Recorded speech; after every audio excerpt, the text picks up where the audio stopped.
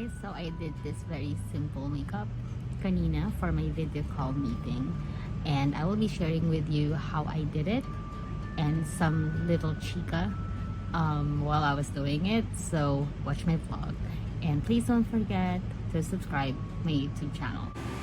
Hi guys, so welcome to my vlog on a video call with people, onboarding them for jobs, roles, or doing interviews. So kailangan syempre I look presentable. So yes. So I will just like show you kung ano yung mga usual na ginagamit ko on doing makeup, especially now na hindi na syempre hindi naman pwede pack ng makeup natin. So first, ang ginagawa ko is actually dahil nagsasalamin ako, I always have this part.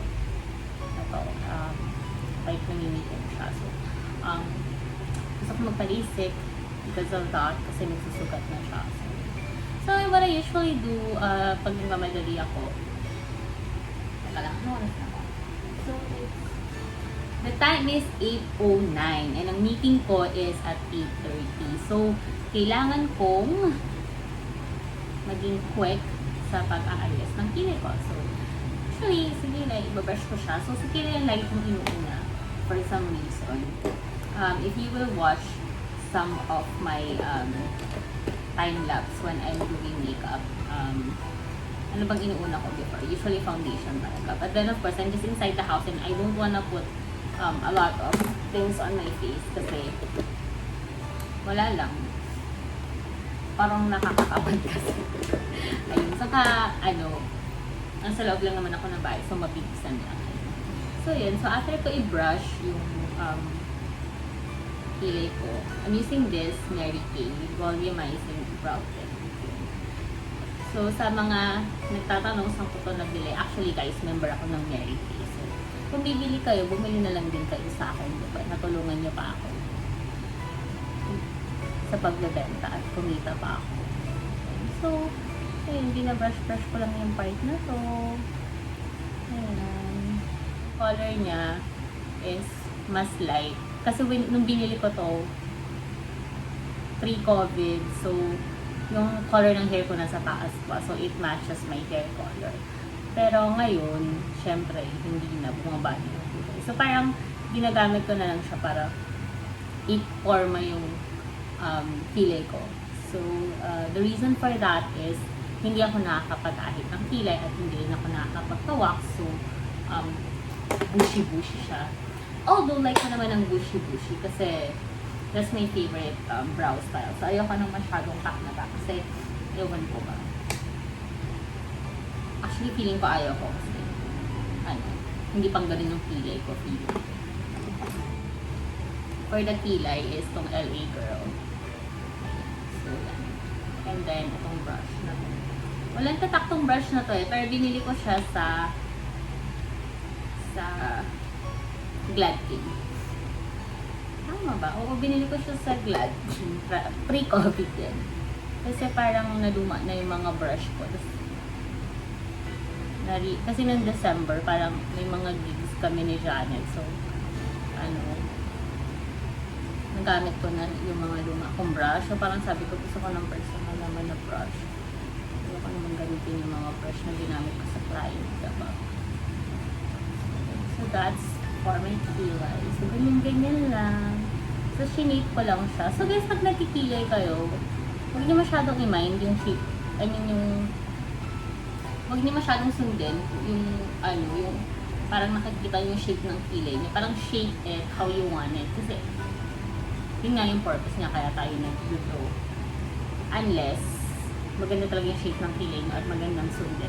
In my case, hindi maganda yung shape ng kilay ko. So, ayoko siyang sundin.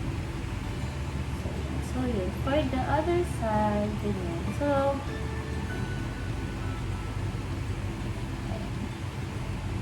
yun nga pala. So, guys, ito yung first vlog ko after ko manganak. So, nanganak ako nung June 4. So, yung mga kabisihan ko prior to June 4. So, mga 2 buwan akong nawala.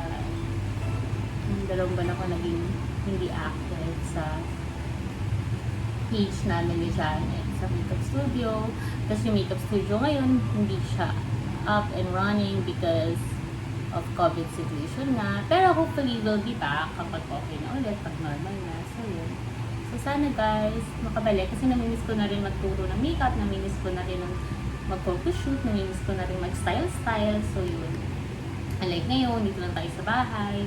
Although na-enjoy ko naman ang pagiging mommy and more time sa house. Pero syempre, iba kasi kapag kuratsa kain, sanay kang lumalabas, diba?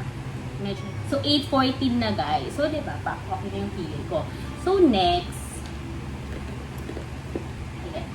Ito naman, niregalo sa akin to ni Nisa nung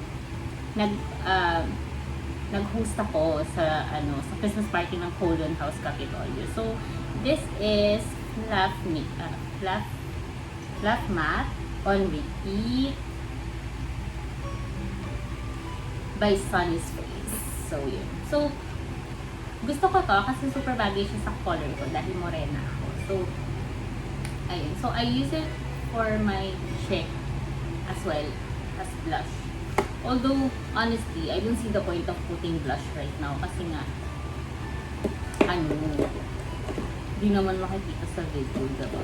Masyado. Hindi kasi masyado maganda yung camera ng laptop. Uy, baka bumili ng company. Joke lang. Yun? It's a factor. Hindi ko nilalait yung laptop. Ayun. Sinasabi ko lang na hindi ganun kalino yung face ko. Anyway, ayun. So, let's use this for my lips. Later. Teka lang, maglagay muna tayo ng concealer. Actually, ang ginagamit ko lang yung Rewind ng Maybelline. Pero wala kasi siya ngayon. Nandun siya sa baba. Tinatamad ako po. So, gamit tayo ng concealer. Magamit naman itong mga makeup ko dito. Nasandamak-mak na. Baka ma-expire. Pero na lang ako 15 minutes. Pero syempre, dapat 5 minutes before ready na, diba? Okay. So, yun. So, meron ako dito ng concealer is this. This is from DYS. Okay, so, super light siya. Pero, syempre, konti lang gagamitin natin. So, I'll get a brush. Charang. Kung ayaw kong malinis lang. It's been a while. Hey! Concealer brush. So, yun. So, let's use this concealer. So, remember, during yung mga naka-attend na ng workshop namin before, like, what Janet and I always say, mas okay na mas maputi. Kasi, mas madaling paitinin or ipantay sa color mo. Kesa yung dark. Tapos, itatry mo habulin sa color. So, it's okay kung maputi yung color na ma-pick niya for concealer. Pwede niya naman siyang i-darken later using powder.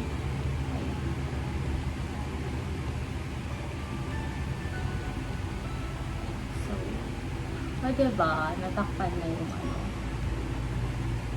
natakpan. I forgot how much I bought itong DYS na to. But, I think I bought it because it was on sale. Pero again, that's pre-COVID. Siguro sa next vlog, or wag na. Hindi na sa next vlog. I-share ko na lang yung yung link kung saan nyo makikita yung mga expiration date. How long. Yan. Kasi I think that's important. Para baka may mga makeup kayo dyan, hindi nyo nagagamit, gamitin nyo na bago pa sila na-expire. Huwag nyo nang antayin yung post-COVID para mag-makeup kayo, mag-makeup na kayo ngayon. Kasi sayang naman yung bili nyo dyan, hindi nyo magagamit. Diba?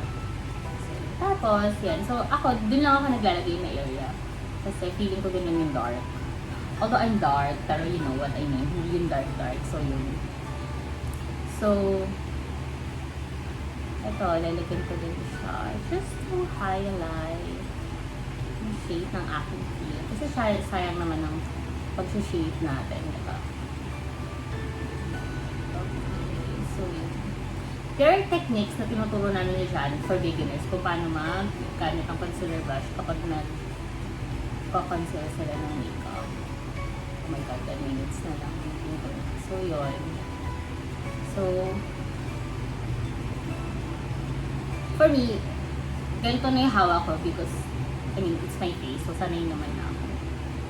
So, what else? So, ito medyo dark din tong part na to. I don't know kung kita sa camera. Pero kita ko, so nalagyan ko siya. Bala kayo dyan. Ayan. So, diba? Medyo nag-light na siya and nag-light. So, that's the reason kung bakit ayoko na mag-foundation masyado. Kasi wala naman yung reason. Kasi, hindi mo na ako magpapagusan masyado, diba? So, sayang lang. So, what I'll do instead, after putting the concealer, is this. Oh, diba? Powder lang. This is again from Mary Kay. Ang color niya is beige. Beige 2 actually. So, gamitin ko lang to. Tapos, lagay lang ito. Para lang kumapit ng concealer din. Now, para hindi na tayo mag-contour, guys. Itong, kasi morena nga ako. So, itong mga dark parts dito, hindi ko na inaabot ng powder yan. Para kunyari contour na. So, doon na lang ako sa air. Gusto kong malight. Para auto-contour. Kasi, diba, wala nga tayong time. Kasi, saglit lang. May meeting na ako in 10 minutes. Hindi siya aabot. Ayan. So, konti-konti lang sila eh. Para tangkay ng konti. Ayan. So, guys, ito, dark talaga yung area na yan. It's because, nung nagbuntis ako, nag-darken talaga yung itong part na to, lalo na sa neck. May mga lines pa nga yan. Actually, maganda na yan ngayon kasi compared mo pregnant ako kay Riley. So, yun. So, ito, dito lang ako nag-focus kasi parang gusto ko mukhang contour. Nagawa ko na yan. So, what I'll do next is yung eye. Papapop ko lang ng konti. So, yes. So, I still have like 8 minutes.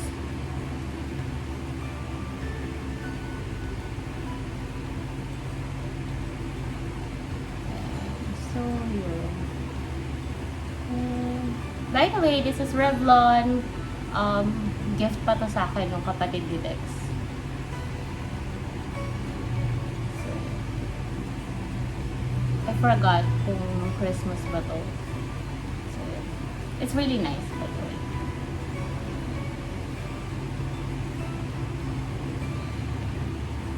Favorite ko siya actually. Personal use.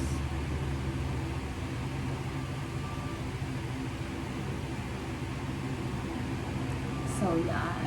O, diba? Okay. So, there. Kung gusto niyo na mas maarte, lagyan niyo ng eyeliner sa ilalim. Ay, sa taas ng mascara. Doon sa mascara light.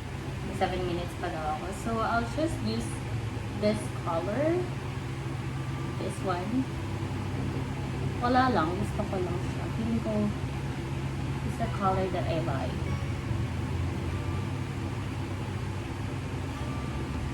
So, one shade lang. So kalat-kalat nyo lang siya dito. Ayan, wow. Na-miss ko talaga mag-eyeshadow. Oh my God. It's been a while. Para. So, yun. So, kalat-kalat nyo lang siya.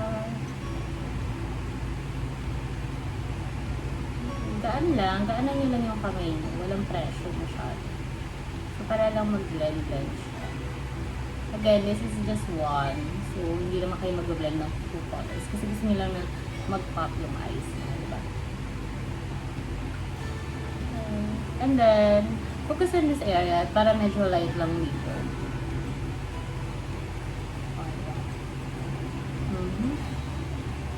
Mukha na akong tao. Hindi ka gana ka dito. Medyo awkwardness talaga. Okay, so gamitin na natin yung lipstick na sinishika ko sa inyo kanina na galing nga kay Nisa na niregalo nila sa akin yung nag-hosting ako. Ini-mention ko yung hosting kasi gusto kong ipapalat na nag-host din ako. Sayang pandemic, so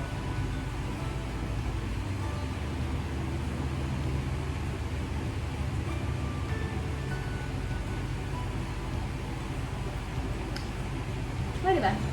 And then, dahil tamad-tamad ako, you can use this as well as, you know, for your cheeks. 5 minutes na lang. There. Diba? May color ng konti.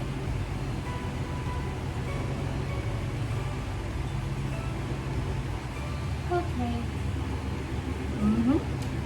Syempre, after everything else, don't forget na ito lagi ang pinaka-last touch mo.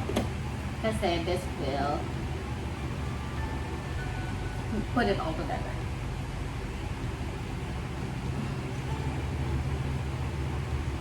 And then, oh, diba? English ko siya ng concept. Anyway, so I got 4 minutes left pa. So there. Siyempre, lilipitin din natin siya. Okay. Good. Alright, so I'm ready for my meeting. So, tada. How do I look? Pwede na. Okay, so yun lang.